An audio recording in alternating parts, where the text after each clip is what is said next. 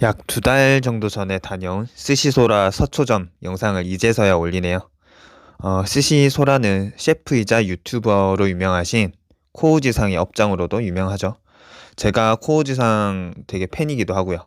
위치는 서초역 바로 앞이고 런치가 45,000원, 그리고 디너 7만 원으로 위치나 뭐 가격이나 접근성이 아주 좋다고 볼 수 있습니다.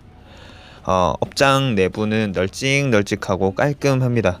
확실히 프랜차이즈화가 많이 된 그런 느낌이 들었어요.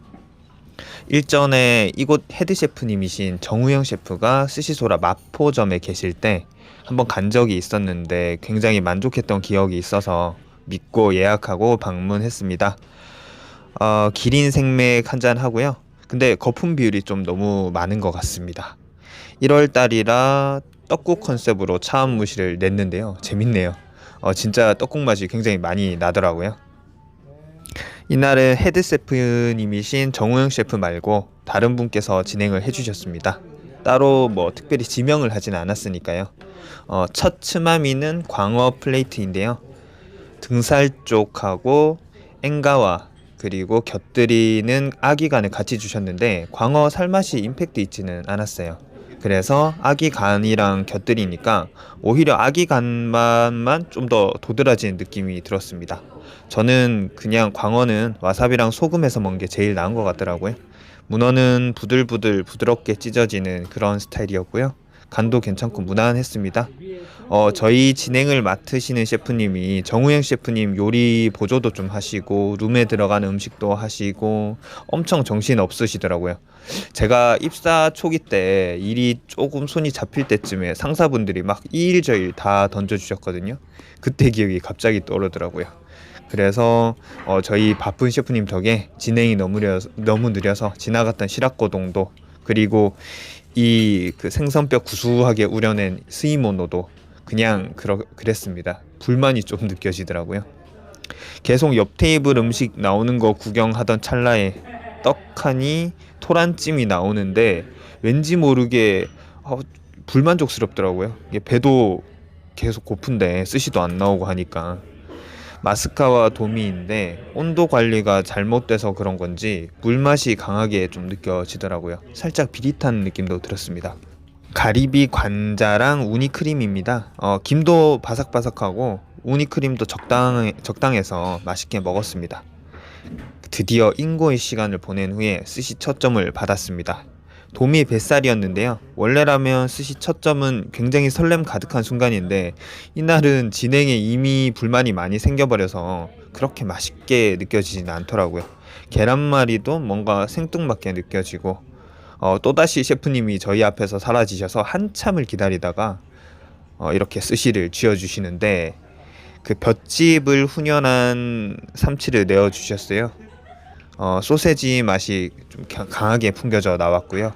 샤리는 콤콤함이 적당하게 올라오는 무난무난한 맛의 그 코하쿠 적초 샤리였습니다. 샤리 상태가 막 최상은 아닌 것 같더라고요.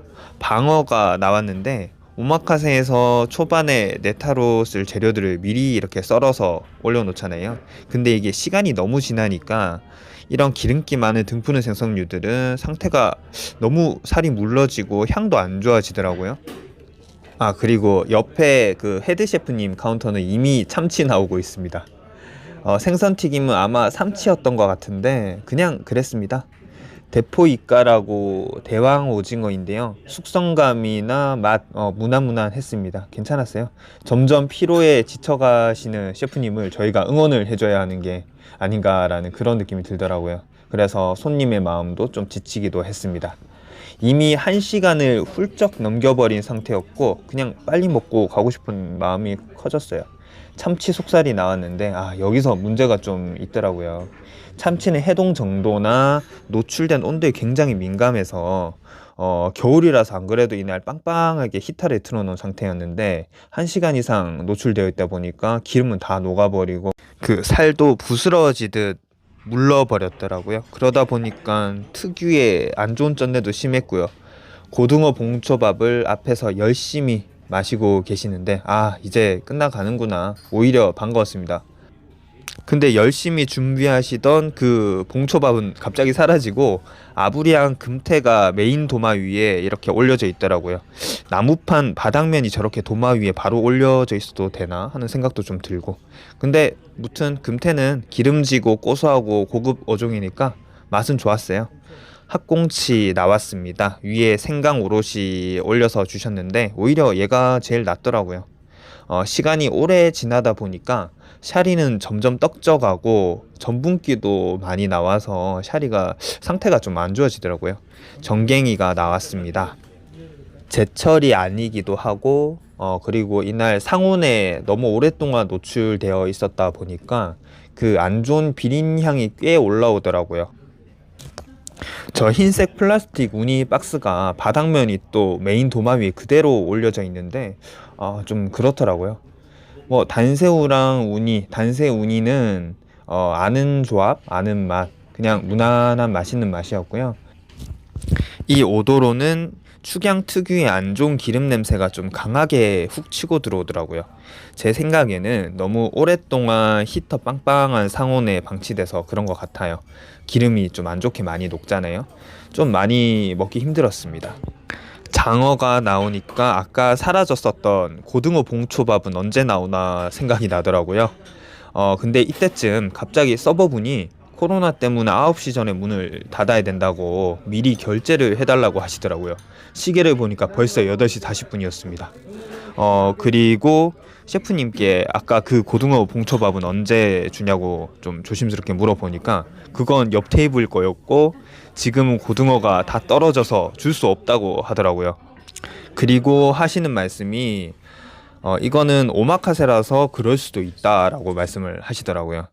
이날 제가 오마카세를 입문하고 나서 처음으로 업장에 강하게 클레임을 직접 걸었습니다. 오마카세는 그날의 좋은 재료랑 음식을 셰프님께 믿고 맡기는 거지, 같은 업장 내에서 옆 테이블과 차별된 대우를 받더라도 손님들은 그냥 참아야 된다라는 게 아니잖아요. 후토마키는 이유는 잘 모르겠지만 시큼한 향이 엄청 세게 치고 들어와가지고 저랑 편집자가 동시에 뱉었습니다. 격구는 좀 찐 계란 스타일이었고요. 셰프님께서 죄송하다면서 아까 재료가 없어서 어쩔 수 없다던 그 고등어가 갑자기 나오네요. 분명히 재료가 없다고 하셨었는데. 그래서 전혀 반갑지가 않더라고요. 사실 저는 눈치를 좀 챘거든요. 코로나 때문에 영업시간이 얼마 안 남아서 아마 봉초밥을 만들 시간이 없었던 게 아닌가 싶은데 차라리 솔직하게 말씀을 해주셨으면 좋지 않나 싶어요. 오히려 기분도 안 상하고요. 이미 헤드 셰프인 그 정우영 셰프님 앞에 손님들은 한참 전에 나가셨습니다. 사실 이번 스시소라 서초점을 리뷰를 할까 말까 오랫동안 고민을 하다가 영상 만드는 시기랑 편집 시기를 좀 놓쳐서 딜레이가 많이 됐는데 시청자분들께 거짓된 리뷰를 할 바에는 차라리 안 하는 게 낫겠다 싶기도 하고, 이미 스시소라는 맛집으로 유명하기 때문에 어느 정도 솔직하게 리뷰를 해도 되겠다 싶어서 고민 끝에 올리게 되었습니다. 저는 이날 저희를 진행해 주셨던 셰프님의 잘못은 절대 아니라고 생각을 해요.